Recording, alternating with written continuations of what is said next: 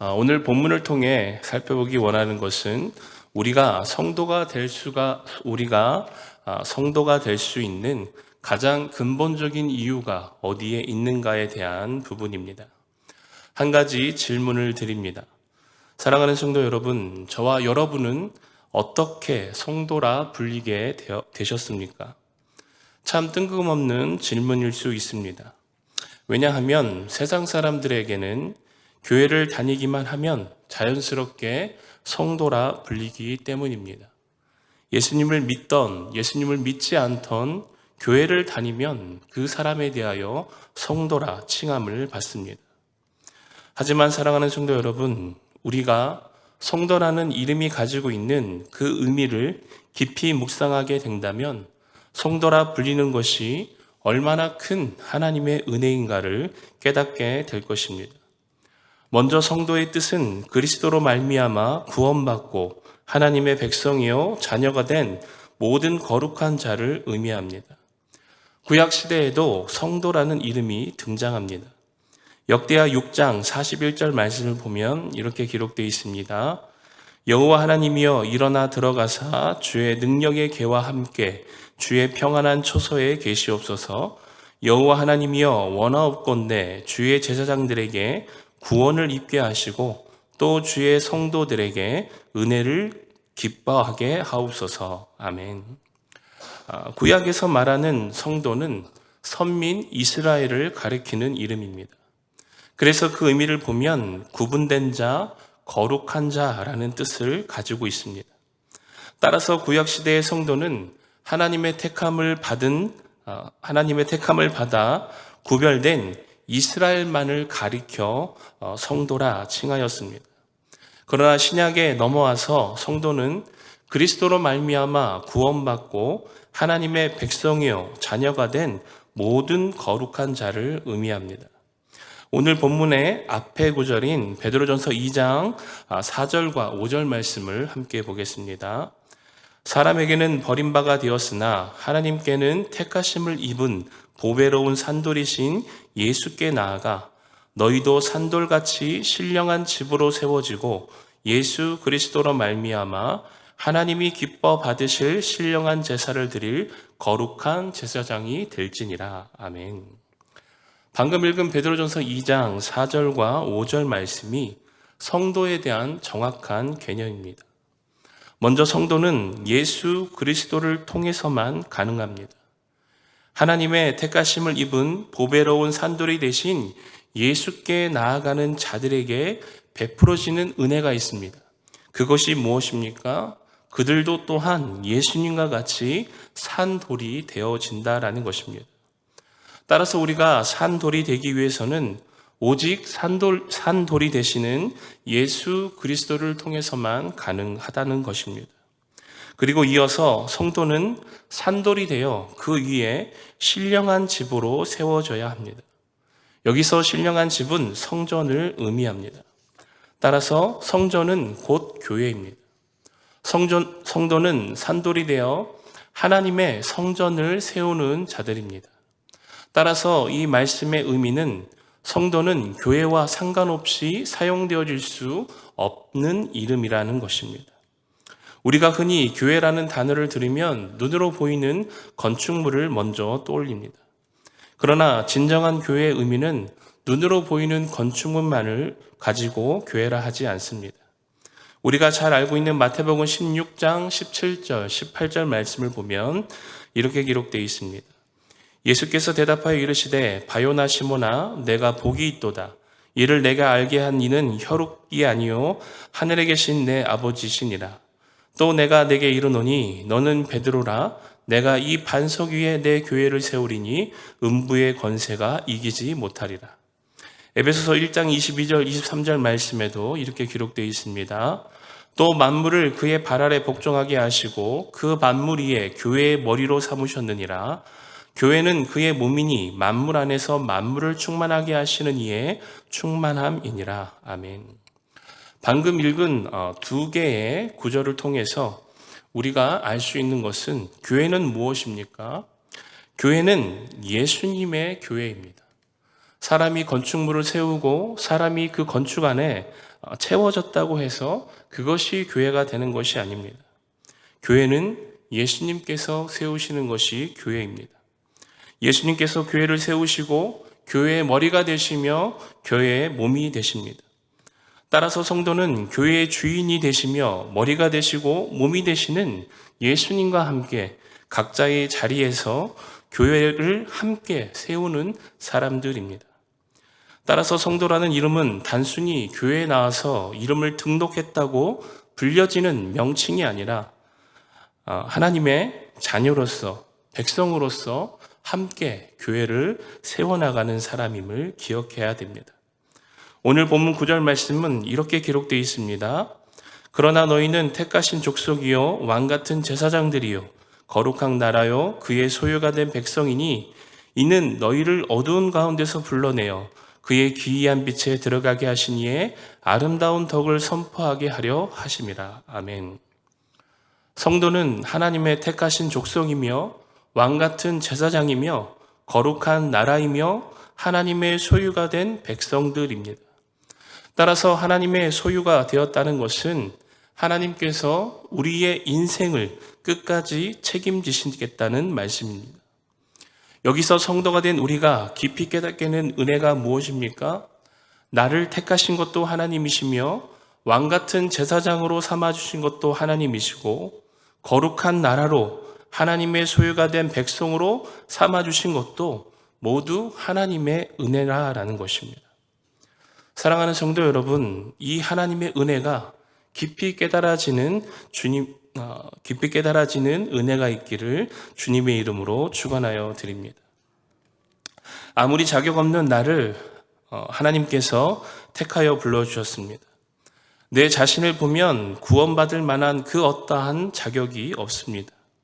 그런데 그 자격 없는 나를 하나님께서 택하여 주셨고 예수 그리스도의 십자가를 통해 죄사함의 은혜와 그 구원의 은혜를 베풀어 주셨습니다. 이 사실 하나만을 우리가 제대로 깨닫고 경험하게 된다면 우리는 하나님의 그 사랑 앞에 무릎 꿇을 수밖에 없을 것입니다.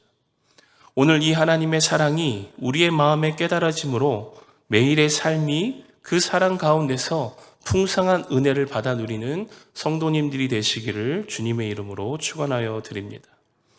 그러므로 저는 오늘 서두에서 말씀드린 것과 같이 우리가 성도가 될 수 있는 근본적인 이유가 어디에 있는가에 대해 말씀을 나누기를 원합니다.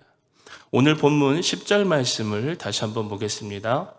너희가 전에는 백성이 아니더니 이제는 하나님의 백성이요 전에는 국류를 얻지 못하였더니 이제는 국류를 얻은 자니라. 아멘. 방금 읽은 말씀을 통해 우리가 성도가 될 수 있는 가장 근본적인 이유가 어디에 있습니까? 바로 하나님의 국률에 있다라는 것입니다. 여러분, 이 국률이라는 단어의 뜻은 불쌍히 여겨 돌보아주다라는 뜻이 있습니다. 그러나 성경에서 말하고 있는 국률을 조금 더 포괄적인 개념으로 이해되어져야 합니다. 먼저 오늘 본문에서 말씀하고 있는 국률은 구약의 히브리어로 라함, 헤세드와 같은 개념에서 이해되어져야 합니다. 먼저 히브리어로 라함이 가지고 있는 뜻은 깊이 사랑하다, 또한 슬픔, 애통이라는 뜻을 가지고 있습니다.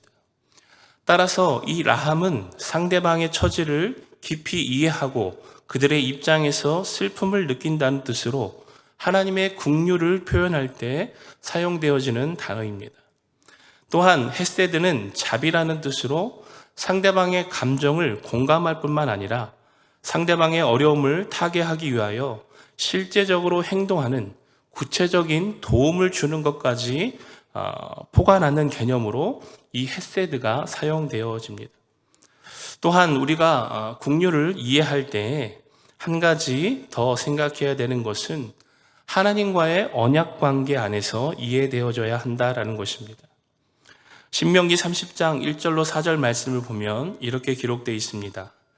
내가 내게 진술한 모든 복과 저주가 내게 임함으로 내가 내 하나님 여호와로부터 쫓겨간 모든 나라 가운데서 이 일이 마음에서 기억이 나거든 너와 내 자손이 내 하나님 여호와께로 돌아와 내가 오늘 내게 명령한 것을 온전히 따라 마음을 다하고 뜻을 다하여 여호와의 말씀을 청종하면 내 하나님 여호와께서 마음을 돌이키시고 너희를 긍휼히 여기사 포로에서 돌아오게 하시되 내 하나님 여호와께서 흩으신 그 모든 백성 중에서 너를 모으시리니 내 쫓겨간 자들이 하늘가에 있을지라도 내 하나님 여호와께서 거기서 너를 모으실 것이며 거기서부터 너를 이끄실 것이라. 아멘. 이 말씀의 의미가 무엇입니까? 죄로 인해 하나님의 심판을 받아 포로가 되었을지라도 하나님께서는 그 언약을 파기하지 아니하시고 다시 그 언약에 따라 하나님께 돌아와 하나님의 말씀에 마음을 다하고 뜻을 다하여 하나님의 말씀에 청종하면 하나님께서 그 심판의 마음을 돌이키시는 긍휼을 통하여 흩어버렸던 백성을 다시금 모아 하나님의 백성으로 삼아 주시겠다라는 것입니다. 즉 언약 안에서 나타나는 하나님의 긍휼은 심판을 받아 마땅한 처지에 있을지라도 회개하고 돌이켜 하나님의 말씀을 지켜 행하면 그 신실함과 사랑으로 용서와 자비를 베푸시는 하나님의 성품을 말하고 있다라는 것입니다. 따라서 이러한 하나님의 긍휼이 가장 분명하게 드러난 사건이 있습니다. 그것이 바로 예수 그리스도의 십자가입니다. 따라서 오늘 본문 10절 말씀은 이렇게 기록하고 있습니다. 너희가 전에는 백성이 아니더니 이제는 하나님의 백성이요 전에는 긍휼을 얻지 못하였더니 이제는 긍휼을 얻은 자니라. 아멘. 너희가 전에는 긍휼을 얻지 못하였더니 이제는 긍휼을 얻은 자니라. 이 말씀의 의미가 갖는 것은 하나님의 긍휼이 없다면 우리는 여전히 긍휼을 얻지 못한 자로 살아갈 수밖에 없다라는 것입니다. 이것은 마치 아침 일찍 일을 하기 위하여 시장에 나왔지만 저녁이 다 될 때까지 일을 구하지 못하고 가족의 생계를 걱정하고 있는 일꾼들과 같은 모습입니다. 따라서 우리는 긍휼을 베푸신 그 긍휼의 주체이신 하나님의 은혜에 대하여 마음에 새겨야 되는 줄 믿습니다. 여전히 우리를 사랑하시는 하나님의 사랑과 예수님의 간구와 성령님의 인도하심을 마음에 새기며 그 은혜에 감사함으로 하루하루를 살아내야 하는 줄 믿습니다. 오늘 이 하나님의 긍휼이 우리의 마음에 날마다 새롭게 더욱 풍성하게 깨달아질수록 우리의 삶 가운데 경험하게 되는 하나님의 은혜는 더욱더 커질 것입니다. 따라서 이 하나님의 긍휼과 그 풍성한 은혜가 날마다 저와 여러분의 삶 가운데 나타나기를 주님의 이름으로 축원하여 드립니다. 끝으로 더 나아가 하나님의 긍휼의 은혜를 받은 자로서 우리 또한 하나님의 긍휼을 나타내는 삶을 살아야 되는 줄 믿습니다. 오늘 본문 9절 말씀을 다시 한번 보겠습니다. 그러나 너희는 택하신 족속이요 왕같은 제사장이요 거룩한 나라요 그의 소유가 된 백성이니 이는 너희를 어두운 가운데서 불러내어 그의 기이한 빛에 들어가게 하신 이의 아름다운 덕을 선포하게 하려 하심이라. 아멘. 우리는 하나님의 긍휼을 얻은 자로서 하나님이 택하신 족속이며 왕같은 제사장이며 거룩한 나라이며 하나님의 소유가 된 백성입니다. 그리고 그와 동시에 우리에게 한 가지 의무가 주어지게 됩니다. 성도로서 마땅히 나타내야 될 삶의 의무입니다. 그것이 무엇입니까? 너희를 어두운 가운데서 불러내어 그의 기이한 빛에 들어가게 하신 이의 아름다운 덕을 선포하라라는 것입니다. 여기서 하나님의 아름다운 덕을 선포하는 것은 성도의 의무입니다. 그리고 그 아름다운 덕은 바로 복음입니다. 복음을 전하는 것, 그것이 곧 성도의 의무이며 교회가 이 땅에 존재하는 이유입니다.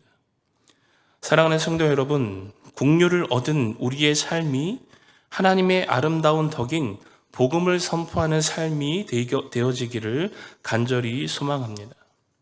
성도는 하나님께서 자신을 어떻게 어둠에서 빛으로 인도하여 주셨는지를 묵상하며 세상 가운데 증인된 삶을 살아야 되는 것, 그것이 가장 중요한 성도의 의무입니다. 디도서 2장 11절로 14절 말씀을 보면 이렇게 기록되어 있습니다. 모든 사람에게 구원을 주시는 하나님의 은혜가 나타나 우리를 양육하시되 경건하지 않은 것과 이 세상 정욕을 다 버리고 신중함과 의로움과 경건함으로 이 세상에 살고 복스러운 소망과 우리의 크신 하나님 구주 예수 그리스도의 영광이 나타내심을 기다리게 하셨으니 그가 우리를 대신하여 자신을 주심은 모든 불법에서 우리를 속량하시고 우리를 깨끗하게 하사 선한 일을 열심히 하는 자기 백성이 되게 하려 하심이라. 아멘. 사랑하는 성도 여러분, 이 땅에서 성도의 삶은 무엇입니까? 경건하지 않은 것과 세상의 정욕을 버리고 신중함과 의로움과 경건함으로 세상을 살며 예수 그리스도를 소망으로 삼아 그의 영광을 기다리며 모든 불법에서 떠나 선한 일을 열심히 행하는 것, 그것이 성도의 삶인 줄 믿습니다. 이것이 하나님의 긍휼을 얻은 자이며 아름다운 덕을 선포하는 온전한 성도인 줄 믿습니다. 그러므로 사랑하는 부곡교회 성도 여러분, 우리를 죄에서부터 구원하시고 하나님의 백성 삼아 주셨으며 그의 긍휼을 통하여 우리를 성도로 부르신 그 하나님의 부르심에 응답하여 오늘도 성도로서 부끄럽지 않은 삶을 통해 하나님의 아름다운 덕과 복음을 선포하며 주님의 몸된 교회를 온전히 세워나가는 저와 여러분이 되시기를 주님의 이름으로 축원하여 드립니다.